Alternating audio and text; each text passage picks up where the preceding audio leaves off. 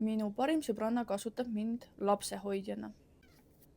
Tal on 2 last, 3- ja 5-aastane. Kuna ta on üksik ema, siis ta sageli on toonud oma lapsed minu hoida, sellepärast et ma nagu töötan kodust. Aga ta on hakanud oma lapsi liiga tihti. Nagu alguses mõtlesin, okei, davai. Aga kui ta nagu hakkas lihtsalt ilma ette teatamata keset päeva, näiteks ütleme niimoodi, et ta tuleb, ütleb, et kuule, ma lähen käin ruttu poes ära või mul oli see massaaži aeg, et kuule, viitsid hoia, vaata.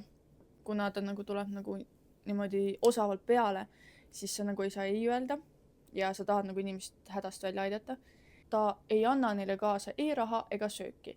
Et vahepeal on niimoodi olnud, et ta toob oma lapsed minu juurde ja ma pean ise nendele vaatama, mida süüa osta ja nende peale kulutama oma raha eest. Ja ma olen sellest rääkinud ka oma teiste tuttavatega ja nemad ütlevad, et ta tahab lihtsalt ära kasutada ja et ma peaks talle ütlema.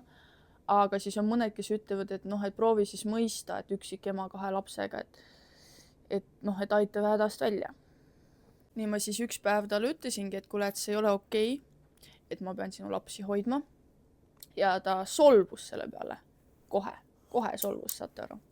Ta hakkas nagu ennast kaitsma, et selle asemel, et nagu vabandada või midagi või öelda, et ma saan täitsa aru ja vahel nii on, siis ta hakkas nagu ennast kaitsma ja hoopis oli minu peal pahane.